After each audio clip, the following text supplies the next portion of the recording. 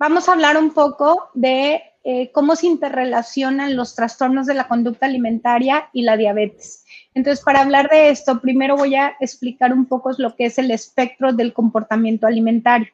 Si yo imaginariamente dividiera cómo come la gente, podríamos tener a la gente que tiene una alimentación normal, donde hay cierto descontento normativo, la gente que tiene una alimentación disfuncional, que es toda esta parte central que vemos en esta flecha, y la gente que padece un trastorno de la conducta alimentaria. Cuando yo hablo de los trastornos, cuando yo hablo de la alimentación, usualmente la imagino como tres grandes subuniversos que interaccionan entre sí. Tenemos un universo biológico, donde incluye toda la parte física, la parte genética, la parte neurobiológica del control de la alimentación. Tenemos la parte endocrina, por supuesto. Tenemos un universo psicoemocional y un universo social. Entonces, estos tres subuniversos interaccionan entre sí en un balance casi perfecto para llevarnos a una alimentación normal. Entonces, hablamos de alguien que tiene una alimentación normal cuando tiene patrones regulares de alimentación, come por el gusto de hacerlo, puede identificar sus señales de hambre y saciedad. La alimentación es una forma de socializar, la alimentación es una forma en que está emocionalmente estable y no emplea más del 15 al 20% de su tiempo en vigilia, es decir, el tiempo que está despierto, en estar pensando en peso, comida, ejercicio, qué va a pasar con la comida en mi cuerpo. Después tenemos este gran espectro que es la alimentación disfuncional, que yo lo subdividiría arbitrariamente en la gente que come en una forma desordenada, la gente que tiene una conducta alimentaria de riesgo y quien tiene una alimentación anormal. Aquellas personas que están más hacia el lado de la alimentación anormal es un patrón meramente desordenado, y aquellas personas, y en mi opinión, que están de la mitad hacia el otro lado de la flecha, se ven igual de beneficiados con un tratamiento que si tuvieran un trastorno de la conducta alimentaria. Entonces, hablamos de alguien que tiene una alimentación disfuncional cuando tiene, hablando de estos tres subuniversos que explicaba, aquellas personas que tienen patrones caóticos con la alimentación, que comen por una razón diferente a sentir placer o a poder entender sus señales de hambre y saciedad, y más bien lo hacen para controlar el peso, por un objetivo específico, como por ejemplo modificar su figura, modificar su peso, sentirse bien, manejar afectos negativos. La alimentación tiende a estigmatizarlos y tiende a impedir su desarrollo psicosocial, y usualmente pueden pasar desde un 60 hasta un 65% de su tiempo en vigilia, en estar pensando en peso, comida, ejercicio, qué va a pasar con la comida en su cuerpo. Y finalmente tenemos la gente que padece un trastorno de la conducta alimentaria. Les repito, creo que es importante en esta gráfica aclarar que aquellos que están digamos, la mitad de esta flecha hacia trastorno alimentario, aunque no tengan todos los criterios para decir que tienen un trastorno de la conducta alimentaria, se ven igual de beneficiados con un tratamiento para reestructurar la alimentación y quitar las conductas de dieta prevalentes, principalmente la restricción, el atracón o la purgación, y que pueden dar las mismas complicaciones médicas y psicológicas que si tuvieran un trastorno de la conducta alimentaria como tal, ¿verdad? Y finalmente, en el tercer extremo, ¿qué son los trastornos de la conducta alimentaria? Pasamos la que sigue, por favor. Entonces, hablamos de un trastorno de la conducta alimentaria, son enfermedades que llamamos enfermedades mentales biológicamente influenciadas, donde hay conductas, pensamientos y emociones disfuncionales hacia la comida o a la figura y el peso, y que van a impactar en una forma negativa en otros ámbitos de la persona, como es el ámbito personal, en sus relaciones interpersonales, en su familia, en sus relaciones sociales, en sus relaciones académicas, laborales y en todos los ámbitos en los que se desenvuelve esta persona. Y la gran mayoría de los trastornos de la conducta alimentaria tienen como común denominador el que iniciaron a raíz de haber hecho una dieta restrictiva, una dieta donde disminuyeron la ingesta de calorías. Pasamos la que sigue, por favor.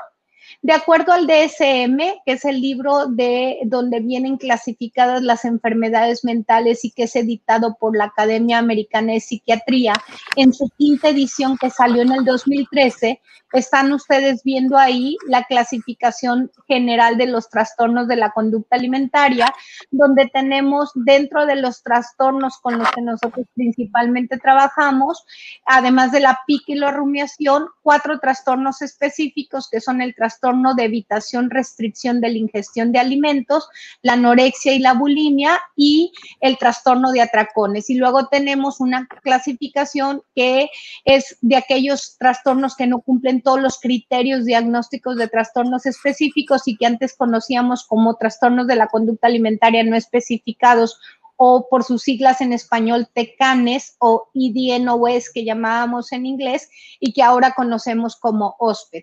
Pasamos la que sigue, por favor.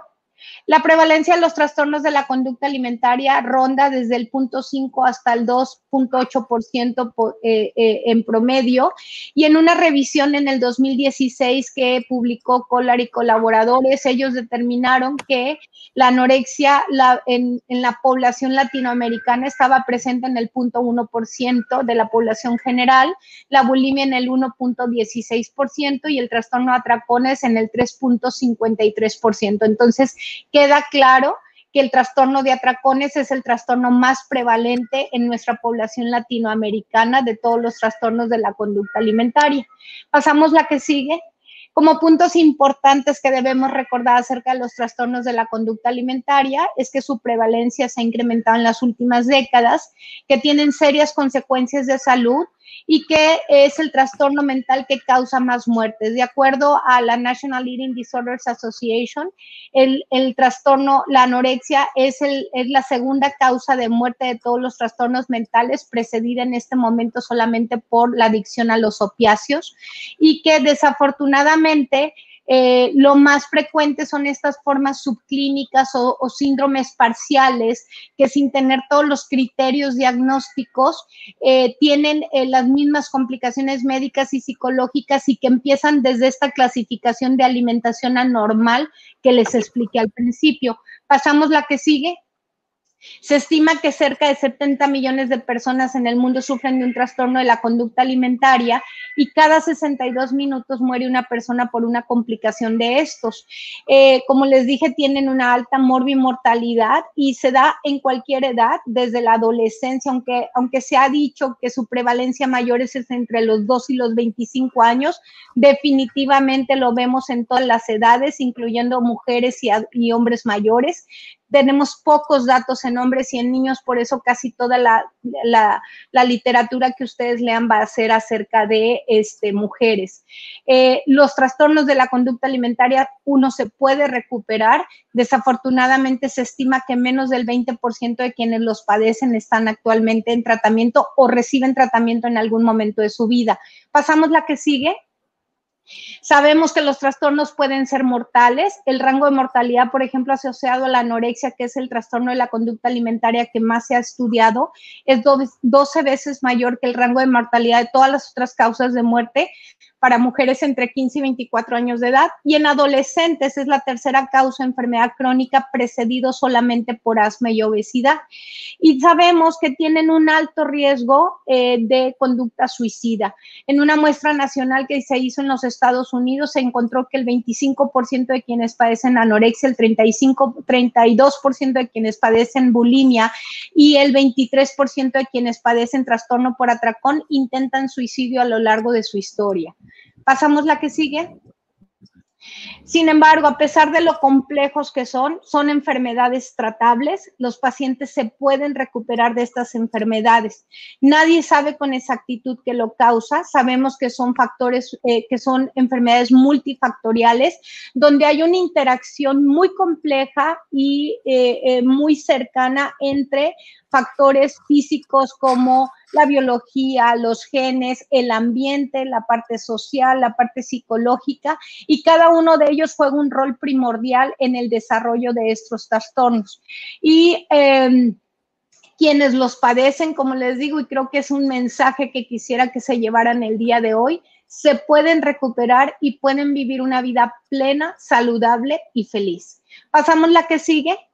Ahora, hablando de la diabetes, como probablemente la mayoría de los que me están escuchando saben, la diabetes es una enfermedad que afecta en cómo el cuerpo del individuo es capaz de utilizar la glucosa en sangre. Hay dos subtipos clásicos que son la diabetes tipo 1, donde el cuerpo de la persona no es capaz de producir insulina, hormona producida por el páncreas, y en la diabetes tipo 2, que es una enfermedad en la que el cuerpo de la persona no produce suficiente insulina o es resistente a ella, ¿verdad?